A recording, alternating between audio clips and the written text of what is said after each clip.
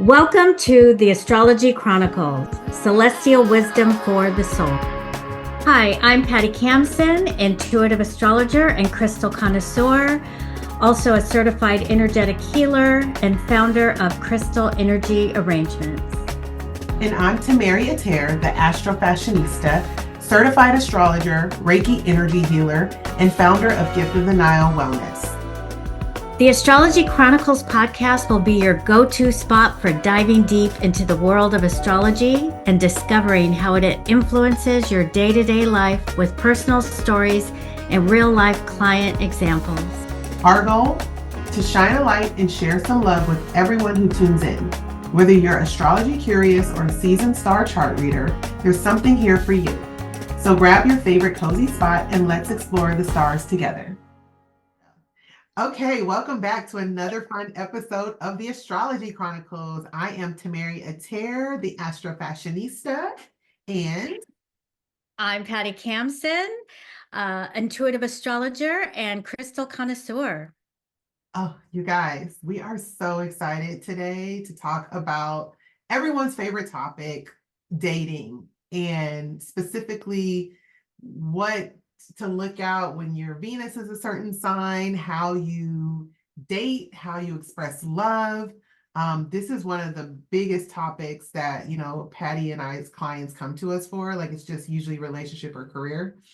So, Patty, what do you have to say Let's about get into it, girl. Let's get into it. Let's get into So, it. yes, I am the astrologer that got married when Venus was retrograde, which is not the best. I mean, it happens, but it happens for a purpose and a reason. But would you elect to do it? Probably not, which Right. I didn't know. But when Venus, the planet of love, money, what you value, self-worth, it's a very complex energy in the chart. It's not just love, it's so much more.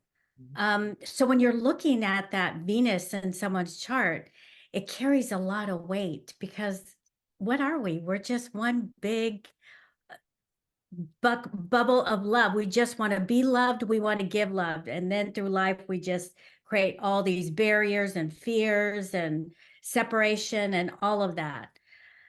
But let's get back to Venus. Yes, I think Venus, I love that you said it's so much more, because I think when people think about Venus, they're like, oh, this is just my dating style. But really, along with, like, obviously the moon is how you were nurtured. That Venus is like the next step. So how are you expressing that nurturing? What are you doing in relation to that? And where it is in your chart and the houses that it rules can really indicate, are you a slow dater? Are you a fast dater? Do you jump right in? And Patty and I, interesting enough, both have Venus and Aries, and we were chatting about this before we started, recording. And I think Venus is only going to be up to 2 signs away from your sun sign. And so Patty's a Pisces sun, I'm a Taurus sun, so we both have this Venus and Aries in common. And it's funny because we both got married very quickly to our ex-spouses, RIP. They're not really dead, but like RIP to that time of our lives. Yeah. So Patty, tell me about your Venus and the aspects it's making and kind of how it's affected you in your choices, not only in dating, but just your relationships in general with people. Yeah. For me, it has been Venus in Aries is very quick moving, can be assertive, can be impulsive. And so with my Venus, I am that girl that love at first sight. Ooh, who's that? Yes. Who's that? Mhm. And what a lot of my friends know about me is that, and it comes with being a Pisces. No, let me not say that. It doesn't come with being a Pisces.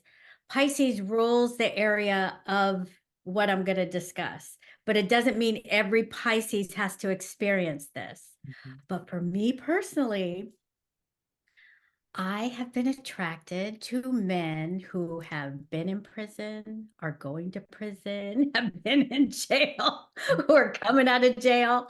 It just, that's been my theme. Mm. I don't look for it. I run away from it. I think I've made it clear, and then boom. Oh yes, I just got out of jail, dating or whatever. So with the person I'm with now, we've been together for 11 years. On our first date, that was one of my questions. Have you been to prison? Are you in jail? Did you just get out? What's happening? And he kind of looked at me like, okay. And he just answered it because he was just so open. But no, he's never been to prison, jail. He's like, yes, that was a good one. That's But that's kind of some Pisces energy that I've been dealing with.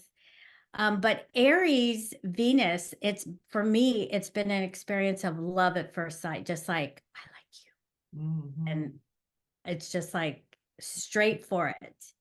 Yeah, I Yeah. think, and it's so funny because when I would like first read about Venus and Aries, I was like, this is not me. But it's so funny because you have to live, we talked about in our last episode, like being old enough to live the astrology. And I've always looked at myself as a very stable, methodical person, Taurus, Sun, and Mercury. And then when I think about my relationships and how they've all unfolded, it's all been very quick and instant. Like I meet someone, they're like, we're talking every day. They tell me they love me in 2 weeks. It's like this has happened multiple times. Yeah. And it's funny because you'll also read about Venus and Aries that you're kind of you like the chase, right?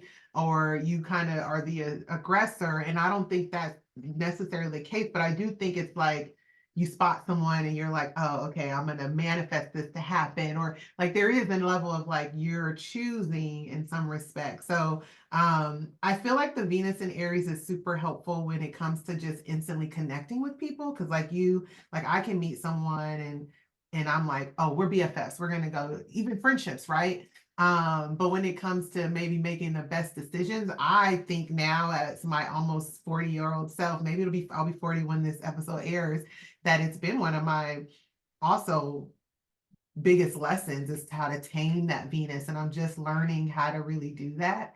Yes. It rules my son also, right? Yeah. Very Venus person. So, like it's even I'm like so all or nothing sometimes, like even with shopping, I'll be like, because my Venus squares Jupiter too in Capricorn, another, Venus is in its detriment and Capricorn is in its fall. So like I'm battling with the two benefics, not working at their highest level.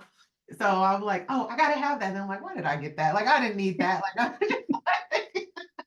So yeah, the fire signs are, should we talk a little bit about each sign, the Venus expression?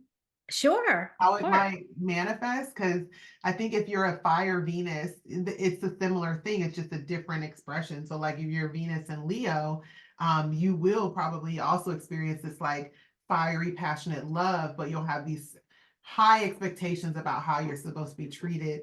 I know a couple of Venus and Leo people that their love stories, like the things that they get out of men and the gifts and the adoration Yes. and what they want. I'm like, are you living in a fairy tale? Or are you living in real life? Where Sag Venus might be also a little bit of like they play more hard to get, or the travel, or they have to feel philosophically connected to their partners. Um, Yes. you were mentioning your kids, the Venus of all your children, they're all different. What's that manifestation? So, my son is a Capricorn, Venus, and Mm, so he was definitely slow moving. He was not fast in love. He took his time. He doesn't. We say he doesn't have FOMO. mhm. Um, and two of my older kids, they have no FOMO. It's just like go do what you gotta do. I'm right here and I'm fine. Wait, That was him. they said there's a term for that when you like JOMO, joy Yes. thing out Yes. when we were together. Yes, JOMO. Yes, they have the JOMO. Yes. So he was very much fine with his pace, and so was I. Yep. And he, I always told him you would probably be attracted to somebody older. He was like, Mhm. no, I don't want anybody older. And then, of course, he marries someone older. Of course. Of What's course. the age difference? The age difference is 8 years, 7 or 8 years. Yeah, that's significant. Yeah. Mhm. So, and then my oldest daughter has her Venus in Virgo. Mm. So she can be particular.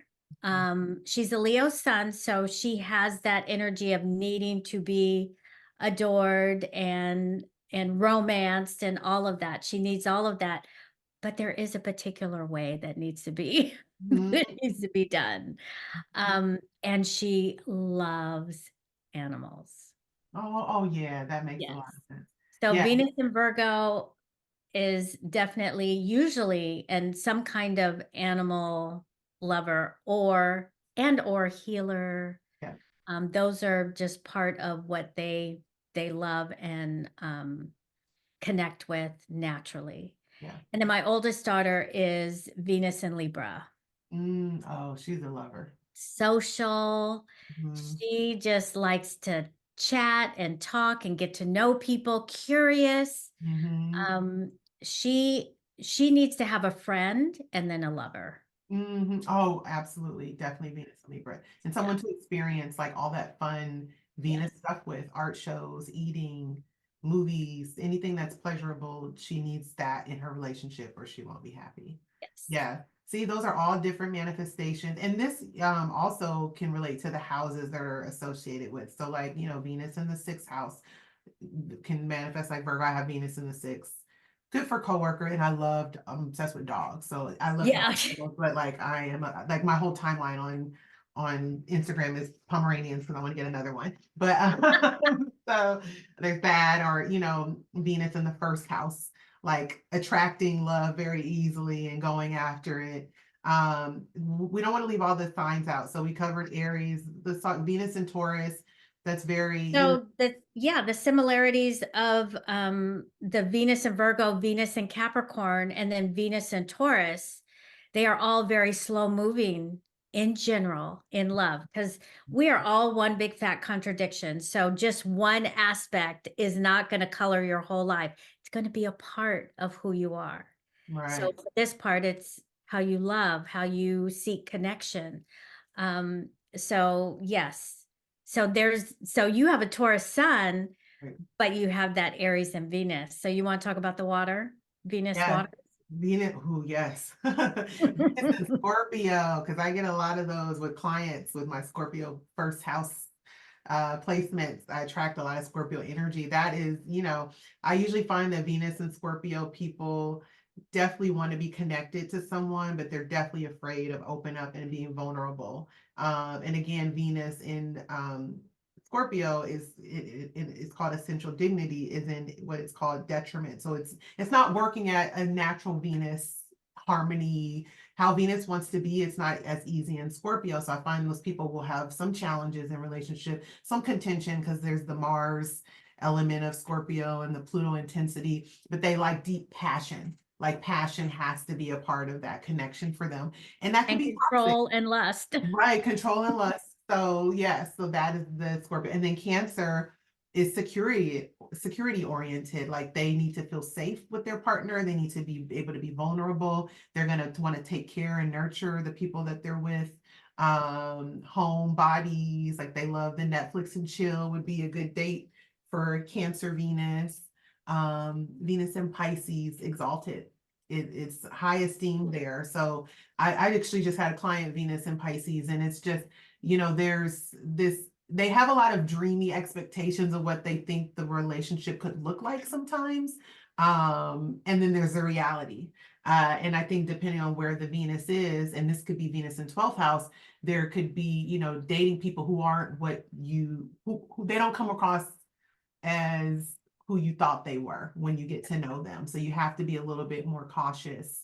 And then sometimes they end up being martyrs in the relationship, like really taking care of people and not honoring themselves. So I think Venus and Pisces people need to, love themselves as much as they love others. So that's a water. Who do we leave out? Gemini. You want to do the other air Yeah, sign? Gemini. All right. Again, so the air signs are the social signs. So Aquarius, Gemini, and Libra. So those are the air signs. So having an element of social ability is very important. Having a friend group, being friends first, Mhm. keeping busy. That's where that curiosity comes in again, wanting to go and see and do. For an Aquarius Venus, you need to really connect with them intellectually at some level to get that heart open for them. They are more complex. The Gemini is just busy.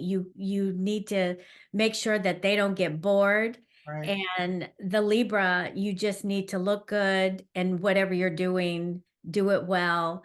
Get out there, socialize, and be not too aggressive. Libra doesn't like a lot of aggressive energy. It's like, let's be soft. Let's all get along. Let's just be cool, not all uncool like Uh, Luann just upset on Beverly or no New York Housewives. Just be cool, not uncool. yes, the Taurus. Right, right. So yeah, so that is also Venus and Gemini, I find they usually don't have a particular type. It like runs the gamut. Everybody that I read for that has Gemini, Jupiter and Gemini, they're like, no, they're all over the place in terms of I just need to like really be able to talk and connect. Girl, and my ex-husband had Venus and Gemini. So yes, he did not have a type. Okay. Oh, see? Oh Just my be a God. woman. Yeah. Oh my God, that's so funny. Yes, yes. Yes, so that those are the expressions of Venus. So as you can see, it's it's important for you to know because you also want to know someone else's Venus. Are those in harmony? Does your person's Venus connect with your moon or your sun sign? That's an element of, compatibility and synastry. Like I have moon in Aquarius. I married a Venus in Aquarius person. My longest relationship was with another Venus in Aquarius person.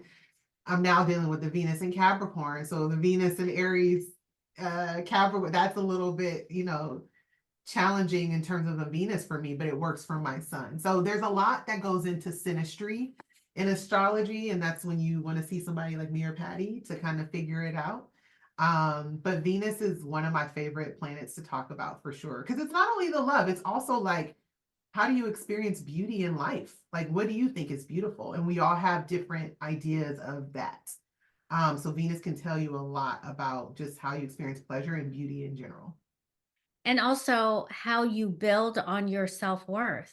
Yes.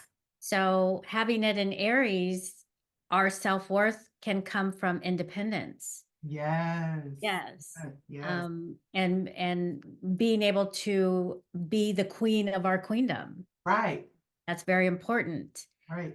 Um, and we can go down the line. We could talk about each planet for weeks. There is so much information. It's Yeah. almost like we open the door Mhm. to the inner workings of you.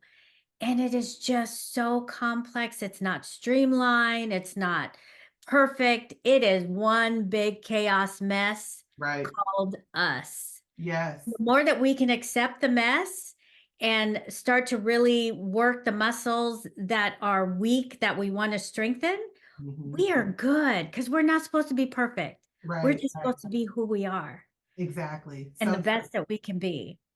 So Mhm. my Venus in Aries, yes, girl, I was attracting those convicts.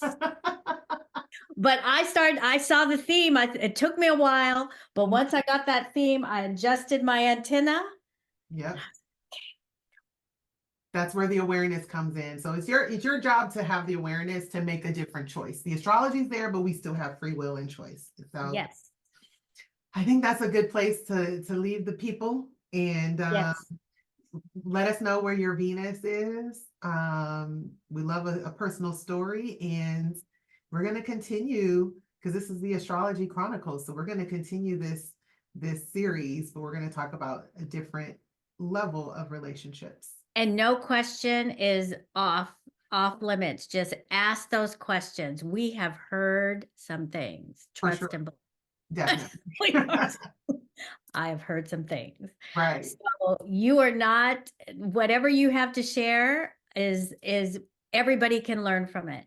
So, and as we go down and do more podcasts, we are definitely going to do a live so that we can speak to all of you live and have you come up so we can share and laugh and have a good time all together. Yes, we love that. All right. Thank you for listening, and we'll catch you on the next episode. Thank you.